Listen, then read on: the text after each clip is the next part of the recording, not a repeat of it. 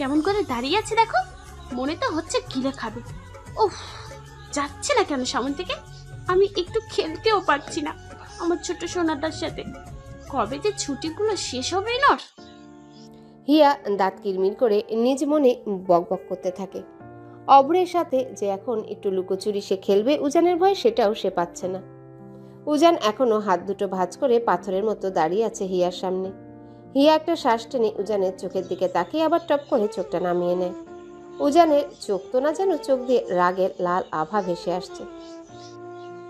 ওই খালা আজ দুদিন ধরে আসছে না তো, কতগুলো জামা কাপড় হয়েছিল, আর মা এক হাতে কত করবে, তাই জন্য আমি একটু, আর ওয়াশিং মেশিনটা তো ঠিক করে করা হচ্ছে না, তাই আমি কাল থেকে তাড়াতাড়ি উঠে সকাল সকাল সব সেরে, আপনি প্লিজ ওভাবে আর তাকিয়ে থাকবেন না, আমার আমার ভয় করছে ভীষণ, প্লিজ। উজান কিছু না বলে বারান্দার দরজাটা লাগিয়ে দিয়ে আসলো। এসে হিয়ার জামা কাপড়গুলো এক এক করে একটা ব্যাগে ভরতে শুরু করলো। না, আজ সে হিয়াকে এত সহজে ছাড়বে না। এদিকে অভ্র তার মায়ের বুকের আরামে, মায়ের বুকের উষ্ণতা পেয়ে খেতে খেতে আবারও ঘুমিয়ে যেতে হিয়া শুভ্রর পাশে অভ্রকে ঠিক করে শুইয়ে দিয়ে চারিপাশে বালিশ দিয়ে একটা সুন্দর বেষ্টন তৈরি করে অভ্র শুভ্র দুজনের কপালে আদরের ঠোঁট ছুঁয়ে দিয়ে উঠে বসলো। আপনি আপনি আমার জামা কাপড়গুলো এইভাবে ব্যাগে নিয়ে কেন ভরছেন? ও জান, কি হয়েছে আপনার? আপনি কেন এসব ব্যাগে? আমি তোমাকে শাস্তি দিতে চেয়েছিলাম না, সেবার বলেছিলাম না, মনে আছে? পুচকো দুটো আসলে তোমার পরিণাম, আমি কি করব তুমি শুধু দেখবা। হ্যাঁ, সেগুলো তো পুরানো হয়ে গেছে না, এখন এসব কথা কেন আসছে এর মধ্যে? আসছে, তুমি নিয়ে আসতে বাধ্য করেছো। এতদিনের শাস্তিটা দিলে তোমার কিছু একটা শিক্ষা হতো, কিন্তু না, তুমি তো তুমি, তাই আজকে আমি তোমাকে শাস্তি দেব। কি শাস্তি দেব জানো? অভ্র শুভ্রকে তুমি যেমন আমার থেকে 5 মাস আলাদা করে রেখেছিলে, আমিও এখন তোমাকে তোমার মামুর বাড়িতে পাঠিয়ে দিয়ে সেই সেম কাজ করব। দেখবা কেমন লাগে নিজের বাচ্চা থেকে দূরে থাকতে। আপনি এত রেগে যাচ্ছেন কেন? আপনি কি সত্যি সত্যি আমাকে মামুর বাড়িতে পাঠিয়ে দেবেন? আমি আমি তো বলছি না আমার ভুল হয়েছে, আমি কাল থেকে খুব ভোরে উঠবো, বিশ্বাস করুন। আমি আমি ভোরে উঠে সব কাজ সেরে সারাদিন এই বিছানায় বসে থাকবো। প্লিজ আপনি এবারের মতো আমাকে মাফ করে দিন। অনেক মাফ করেছি আর না। তুমি মহৎ শাস্তি গিয়ে আমাকে আমার বাচ্চা দুটো থেকে দূরে রেখে যে অন্যায় করছো, আজ আমি তোমাকে এর শাস্তি দেবই দেব। আমি কিন্তু কান্না করে দেবো এবার, সত্যি সত্যি। আমি আমি কোথায় যাব আমার বাচ্চা দুটোকে রেখে? ওরা ওরা মা ছাড়া থাকতে পারবে বলুন? ওদেরকে তো আমি খাওয়াই না, বলুন আমি চলে গেলে ওরা কার কাছে খাবে? ও জান, এইরকম কঠিন শাস্তি আমাকে দেবেন না প্লিজ। আরো কত কঠিন শাস্তি তোমাকে দেব, তুমি শুধু তাই দেখবে। হিয়া উজানের শাস্তিটা সত্যি সত্যি ভেবে নিয়ে কান্না করে দেয়, কিন্তু উজানের মন গলে না, কারণ সে তো চাইছে সে এখন হিয়াকে একটু শাস্তি দেবে। তাই সে চুপ হয়ে এমনি এমনি মিছে মিছে হিয়ার জামা কাপড়গুলো ব্যাগে গুছিয়ে রাখছে। হিয়া কাঁদতে কাঁদতে বাসবি, সন্ধি, নীলিমা সবার কাছ থেকে বিচার দিলে সবাই এসে উজানকে বোঝাতে থাকে আর এরকমটা না করতে, কিন্তু উজান চোখের ইশারায় বলে আমি এসব কিছুই করব না, আমি শুধু একটু হিয়াকে শাস্তি দিতে মিছে মিছে এসব করছি। এদিকে কাঁদতে কাঁদতে তো হিয়া এবার বন্যা করে ফেলে। আহ উজান, কেন বাচ্চা মেয়েটার সাথে এরকম করছিস? ওকে কখনো এরকম দেরি করে হয়েছে নাকি? না হয় আজ একটু দেরি। নীলিমা, তুমি জাস্ট চুপ থাকো একবার। ওর চুলগুলো দেখো তো কিরকম পানি ঝরছে, দেখো। আরে এতটুকু তো ওর বোঝা দরকার। অভ্র আর শুভ্র দুজনকেই ও বেস্ট ফিডিং করায়, ও ঠান্ডা লাগলে তো আমার বাচ্চা দুটোরও ঠান্ডা লাগবে। বলছি তো আমি আর কালকে থেকে এরকম করব না। আর কাঁদে না, আমরা আমাদের এই ছোট্ট বোনটাকে কোথাও দিয়ে আসতে পারি কি? অভিক আসুক, অভিক খুব করে বকে দিবে এখন উজানকে। এই যে, আর এরকম ছেলে মানুষই করবে তুমি? করবো মামুকে ফোন করে, বলবো হিয়াকে এসে নিয়ে যেতে। উজান, দেখছিস মেয়েটা কেঁদে কেঁদে ভাসিয়ে দিচ্ছে, তারপরও কেন এরকম করছিস? নীলিমা, যা তো গিয়ে উজানের থেকে ব্যাগটা নিয়ে হিয়ার সব জামা কাপড়গুলো গুছিয়ে দে আবার সুন্দর করে। আর উজান, তুই যা তো অফিস, আমি এবার সত্যি সত্যি বসকে বলে তোর পোস্টিং এবার ব্যবস্থা করব। থাম, দেখবো তখন কি করে এই সারাদিন হিয়াকে তখন বকাবকি করিস। নীলিমা হিয়া জামা কাপড়গুলো আবারও আগের জায়গায় গুছিয়ে দিয়ে সন্ধির সাথে মিলে ভাত বাড়তে চলে গেলে হিয়া ড্রেসিং আয়নার সামনে দাঁড়িয়ে খুঁতখুত করতে থাকে। উজান এখনো হাত দুটো ভাঁজ করে হিয়ার সামনে সোজা হয়ে দাঁড়িয়ে। কান ধরো। কান ধরবো কেন? কান ধরতে বলেছি না, কান ধরো। হিয়া কাপা কাপা হাতে কান ধরে দাঁড়িয়ে যায়। এখন 50 বার কান ধরে উঠবস করো, কুইক। আপনি এরকম কেন করছেন আমার সাথে? আমি আমি কিভাবে উঠবোস করব? আমার কষ্ট হবে তো। যা বলছি তা করো, না হলে ফোন করবো মামুকে। কোনটা? না উজান, আমার তো সবে সবে সিজার হয়েছে না, বলুন। সেলাই তো এখনো শুকায়নি।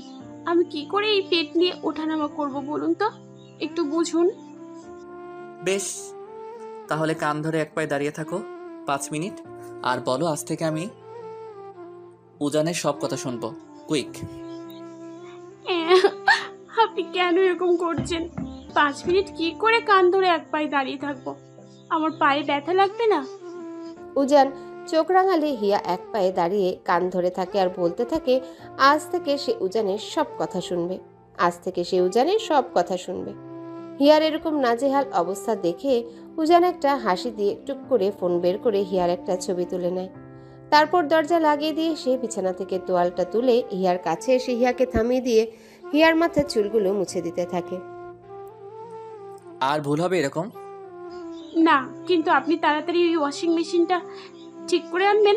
আগে বলুন, মার এত কাজ কি করে করবে সব মা একা, বলুন তো? আমি আছি, আমি বাবুদের কাপড় ধুয়ে দিব। খুশি? দেখা যাবে। উজান হিয়ার মাথা মুছে দিয়ে হিয়াকে জড়িয়ে ধরে হিয়ার ঠোঁটে ঠোঁট ডুবিয়ে দেয়। পাক্কা 5 মিনিট হিয়াকে আদর করে একটা দম ফেলে দুজনে। আপনি না সত্যি অভ্র বা শুভ্র কেউ ঘুম থেকে উঠে দেখলে কি হতো? ওঠেনি তো না, আর ওরা তো কেবল 2 সপ্তাহে, তাই না বলো? ওই জন্য আপনিও এরকম করবেন সত্যি।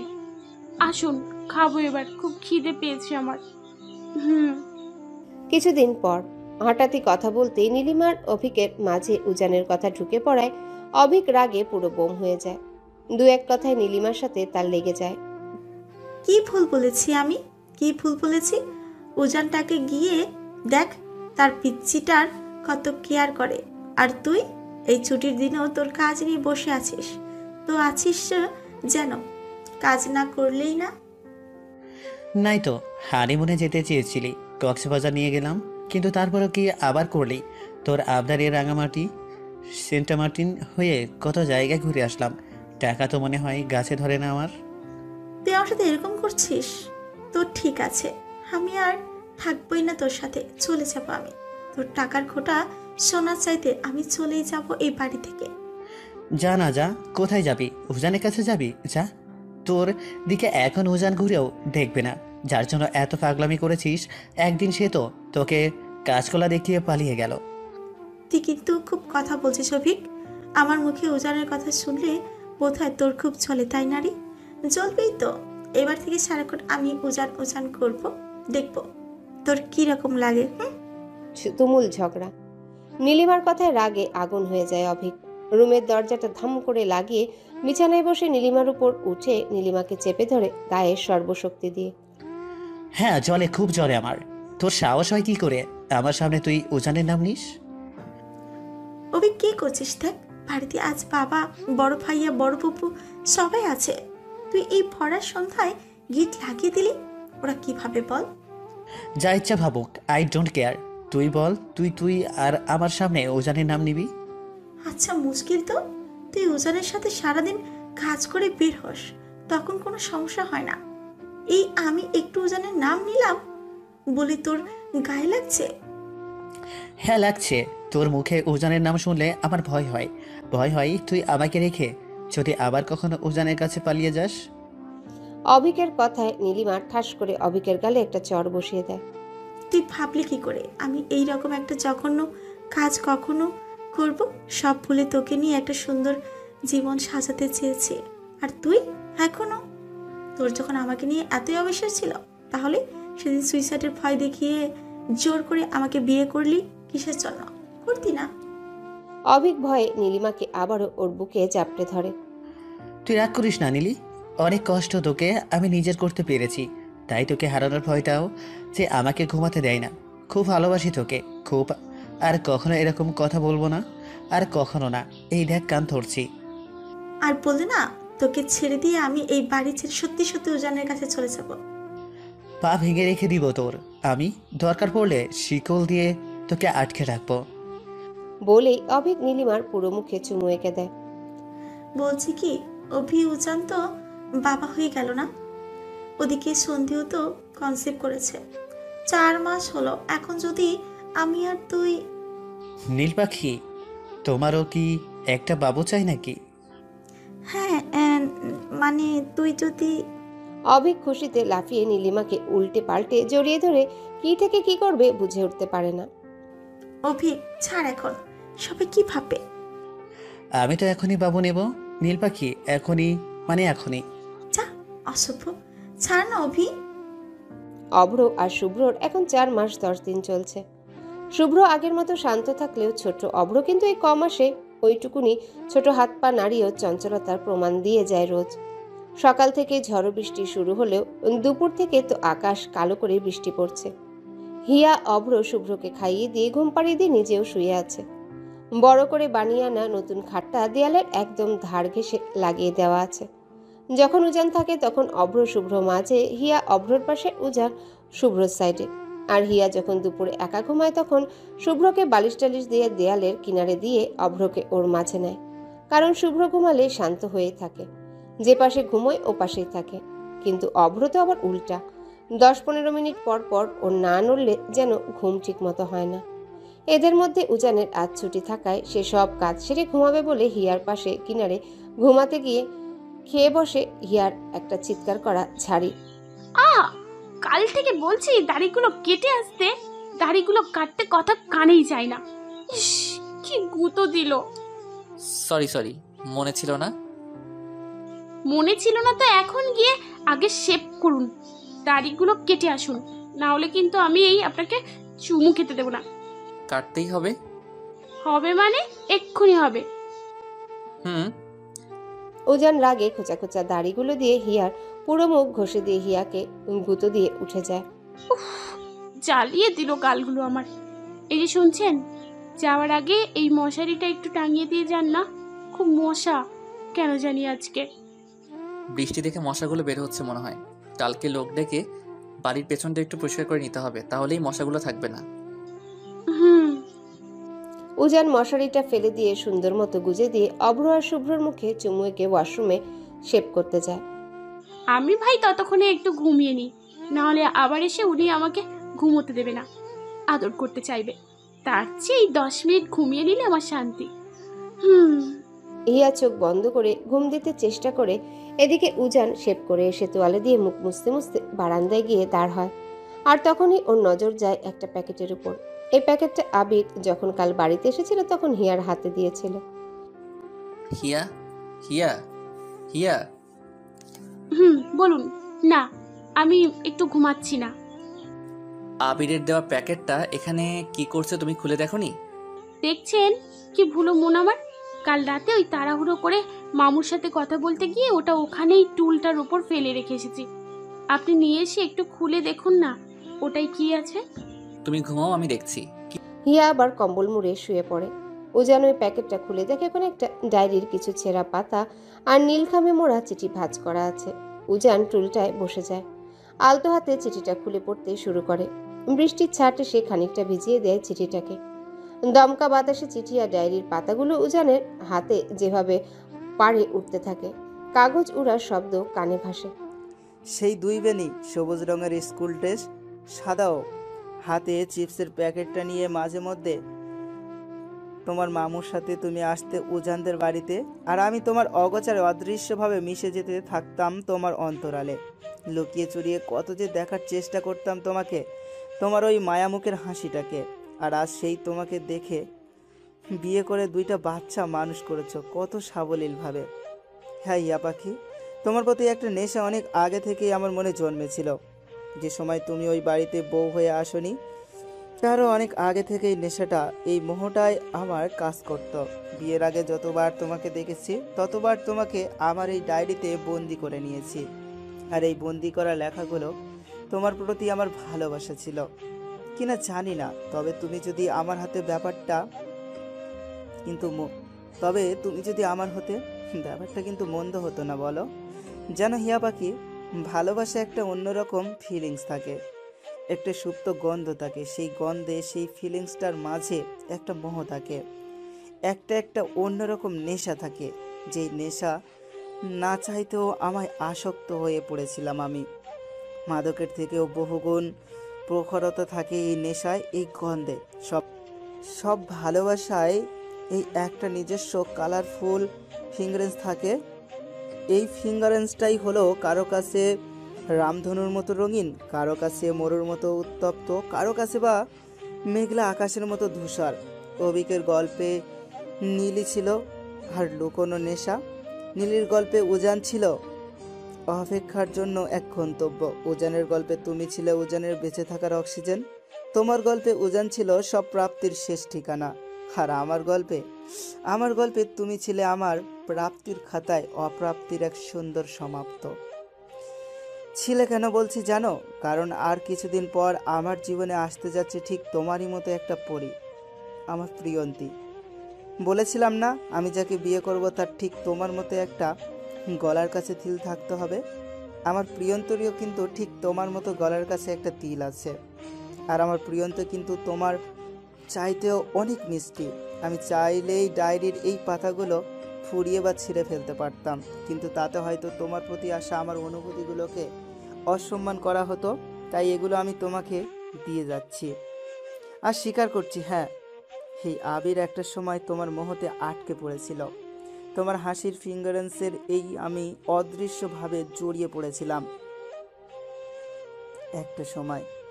এখন এই ধুলে ভরা ডায়েরির পৃষ্ঠাগুলোকে তুমি ছিঁড়ে টুকরো টুকরো করবে, না হলে আগুনে জ্বালিয়ে দেবে। এটা সম্পূর্ণ তোমার সিদ্ধান্ত। আমি আর তোমাকে নিয়ে কোনো স্মৃতি, কোনো অনুভূতি, কোনো নেশা, কোনো ধূসর ফিলিংস নিয়ে মনে পুষিয়ে রাখতে চাই না। প্রিয়ন্তীকে নিজের সর্বস্ব দিয়ে ভালোবাসতে চাই, নিজের সর্বস্ব দিয়ে সুখে রাখতে চাই। নীলে যেমন অবিকের মাঝে তার ভালোবাসার ফিলিংসটাকে খুঁজে নিয়েছে, উজান যেমন তোমার মাঝে ওর রঙিন, ওর কালারফুল ফিলিংসটাকে খুঁজে নিয়েছে, আমিও তাই চাই আমার প্রিয়ন্তীর মাঝে একটা অন্যরকম আদরের ছোঁয়া, আদরের ফিলিংস খুঁজে নিতে। তবে আজ আরও একটা জিনিস তোমাকে বলার ছিল। সেদিন ওই বাসে যখন তোমাকে বাড়ি পৌঁছে দেব বলে একসাথে ফিরছিলাম, আর তুমি উজানের ছবি বুকে লেপ্টে ক্লান্ত শরীরে নিজের সিটে ঘুমিয়ে গিয়েছিলে, সেদিন আমি তোমার অজান্তেই তোমাকে প্রথম ছুঁয়ে দিয়েছিলাম। মানে তোমার কপালে একটা স্নেহের পরশ বুলিয়ে দিয়েছিলাম। সরি, হ্যাঁ, না বলেই কাজটা করেছিলাম, সামলাতে পারিনি নিজেকে। তবে যতটুকু সাহায্য তখন তোমাকে আমি করতে পেরেছি, সেটাকে কখনো দয়া হিসেবে গণ্য করবা না প্লিজ ইয়া। সেটা আমি মন থেকেই করেছি। অপ্রাপ্তির খাতাটা একটু পূর্ণ করার ইচ্ছে জন্মেছিল ক্ষণিকের জন্য, এই যা। কিন্তু সেটা শুধু ক্ষণিকের জন্য, কারণ কিছু মুহূর্ত পরেই আমি বুঝে গিয়েছিলাম হিয়ার উজানের তো একটা আত্মার সম্পর্ক আছে। এই সম্পর্কে যতই কেউ দেয়াল তৈরি করতে চেষ্টা করুক, যতই টুকরো টুকরো করে ছিন্ন ভিন্ন করে দেওয়ার চেষ্টা করুক, উজানের থেকে তার হিয়াকে আর হিয়ার থেকে তার উজানকে কেউ আলাদা করতে পারবে না। উজান শুধু হিয়া, হিয়া শুধু উজানের, দুজনেই একই ফিলিংস নিয়েই তৈরি, একই আবৃত, যাদের বসবাস। আমার বিয়ের আমন্ত্রণ রইল। সামনের ভ্যালেন্টাইন্স আমার আর আমার প্রিয় বিয়ে। সপরিবারে এসো, কিন্তু কার সাথে পাঠিয়ে দিলাম। ও হ্যাঁ, আর একটা কথা, আমার প্রিয় কিন্তু তোমার কথা জানে, আর এটাও আমি তার কাছে স্বীকার করেছি। আমি তোমার কপালে একবার আমার ঠোঁটে স্পর্শ করেছি। যদি কখনো সামনাসামনি হয়ে যাও, ওকে দেখে আবার হিংসে করো না। কিন্তু আমার প্রিয় কিন্তু উজানের এই পিচ্চিটার চাইতেও অনেক মিষ্টি। পারলে এই পিসটাগুলো জ্বালিয়ে দিও।